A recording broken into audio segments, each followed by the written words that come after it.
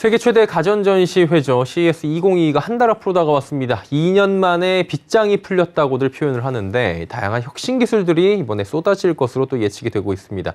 다만 코로나19 변이 바이러스죠. 오미크론 확산세가 이번 전시회의 새로운 변수로 떠올랐다고 하는데 자세한 내용 경제산업부 정세미 기자 연결돼 있습니다. 짚어보도록 하죠. 나와 있습니까? 네, 안녕하세요. 예, 오프라인 국제 행사로는 지금 처음 개최된다라고 얘기가 나옵니다. 대규모 행사잖아요. 전시 공간이나 형태에 좀 새로운 변화가 있을 것으로 보이는데 어떻습니까?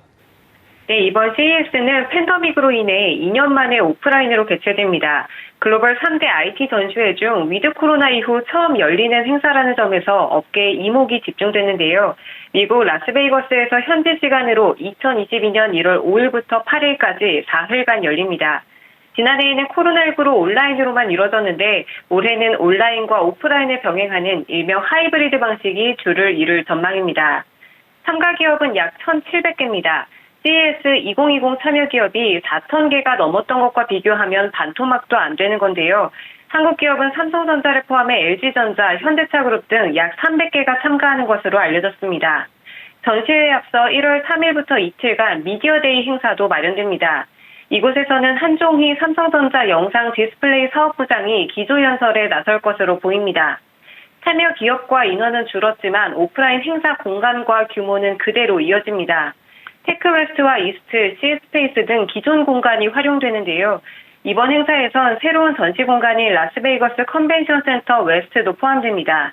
이곳은 10억 달러가 투입됐는데 미국에서 두 번째로 큰 전시장으로 삼성전자가 만든 디지털 사이니지가 내부에 적용될 예정입니다.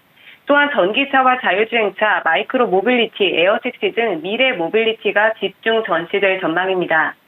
다만 코로나19의 위험성이 큰 만큼 방역 지침이 강화됩니다. 코로나 예방접종을 완료한 이들만 참석할 수 있고 마스크 착용도 필수입니다. 이외에도 거리두기 시행과 함께 일부 동선을 일방 통행으로만 지정해 운영한다는 방침입니다. 상황 자체는 굉장히 조심스럽긴 한데 전 세계에 공개될 새로운 혁신 기술에 대한 기대감이 크잖아요. 그렇다면 눈여겨봐야 할 관전 포인트들은 어떤 것들이 있을까요? 네, 이번 CES에는 세계 주요 기업들이 모두 참가하는데요. 현재까지 삼성과 현대차, SK, LG 등 국내 기업뿐 아니라 아마존과 구글, 보쉬, GM, 다임러, BMW, 퀄컴 등이 참여 의사를 밝혔습니다. 우선 삼성전자와 LG는 TV로 맞붙습니다. 삼성전자는 최근 양산에 들어간 삼성 디스플레이 QD OLED가 적용된 TV를 선보일 가능성이 높은데요. 이재용 부회장은 QD OLED를 미래 먹거리로 점찍고 2019년부터 개발에 공을 들여왔습니다. 특히 2025년까지 약 13조 규모의 투자 계획을 밝히기도 했습니다. 이처럼 삼성전자가 OLED TV 시장 진출을 공식화한 점을 감안한다면 QD OLED 패널이 탑재된 TV 신제품이 이 자리에서 공개될 것으로 보입니다. 이외에도 차기 플래그십 스마트폰 갤럭시 S22도 베일을 벗을 것으로 관측됩니다. LG전자는 증강현실과 가상현실을 활용합니다. 회사 주력 제품인 LG 올레드 TV와 오브제 컬렉션 얼음 정수기, 냉장고, 식물 생활가전 LG 티운 등을 체험할 수 있는데요. 또한 ESG 경영의 일환으로 2,000제곱미터 규모의 전시 공간을 재활용자재를 사용해 조성할 계획입니다. 자동차 업계도 포스트 코로나 시대의 신사업 비전을 선보입니다. 몇 년 전부터 CES에서 자동차 업체들의 영향력이 높아졌는데요. 이번 CES 2022에서도 GM과 현대자동차, BMW 등이 자율주행차와 전기차, 운송 솔루션 등을 전시합니다. 현대차그룹은 수소와 자율주행, 로봇, 도시망공 모빌리티 등 미래 모빌리티에 대한 비전을 소개합니다. 특히 올해부터 전용 플랫폼 eGMP를 기반으로 아이오닉5와 EV6, GB60를 내놨고 내년에도 아이오닉6 등을 비롯한 신형 전기차를 대거 출시할 예정입니다. 미국 LA 오토쇼에서 현대차의 SUV 전기 컨셉트카 7과 기아의 전용 전기차 EV9을 최초로 선보이는데요. CES 2022에서도 신형 전기차를 공개할지 관심이 쏠립니다. 이외에도 건강과 우주 등 IT의 외연 확장도 확인할 수 있을 전망입니다. CES 역사상 처음으로 헬스케어 기업인 에보트의 로버트 비 포드 회장 겸 CEO가 기조연설을 하는데요. AT&T와 다소, 옴론, 필립스 등이 헬스케어 세션에서 다양한 신기술을 선보입니다. 또한 스페이스 테크 세션에서는 퀄컴과 두산 등이 우주 탐사 기술을 소개할 예정입니다. 예, 우리 총수들도 직접 이 CES를 방문할지 이 부분도 관심사로 꼽히고 있는데 어떻게 총수들의 모습을 좀 확인할 수 있는 겁니까? 네, 현재까지 최태원 SK그룹 회장과 정의선 현대자동차그룹 회장, 정기선 현대중공업 사장 등이 CES 2022 참석 계획을 구상 중인 것으로 알려졌습니다. 가장 적극적인 행보를 보이고 있는 건 최태원 회장입니다. 최 회장은 대한상공회의소 회장직도 겸하고 있는데요. 재계 맏형으로 직접 참석해 산업계의 혁신 방향을 살펴볼 것으로 보입니다. SK그룹 자체로도 이번 CES에 역대 가장 많은 계열사가 참여합니다. 현재까지 6곳의 계열사가 참가할 것으로 알려졌는데요.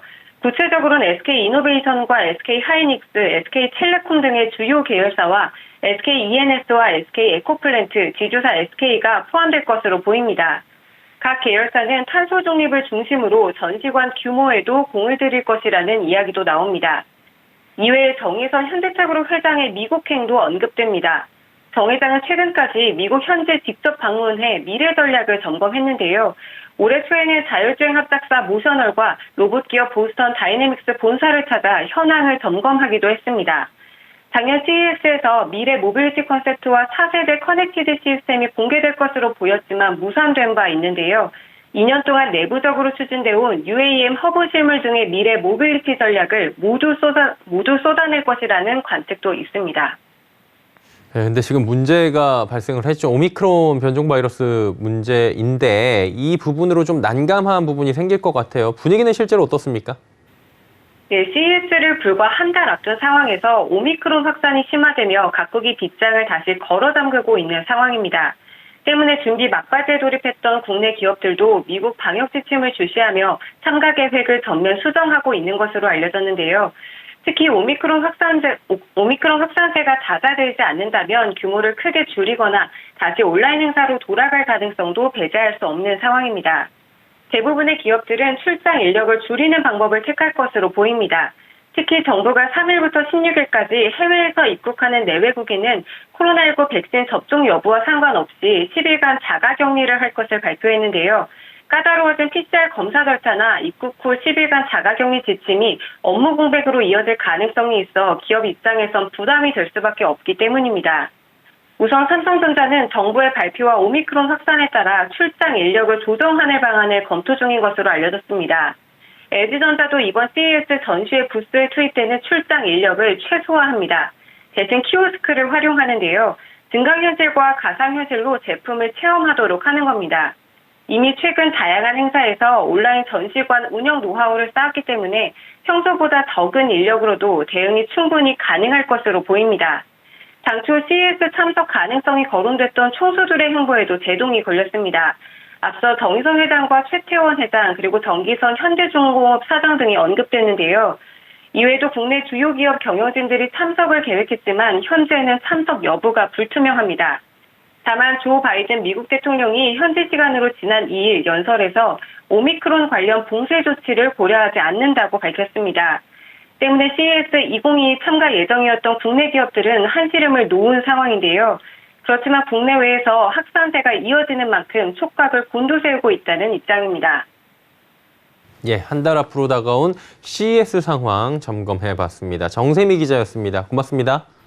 네, 감사합니다.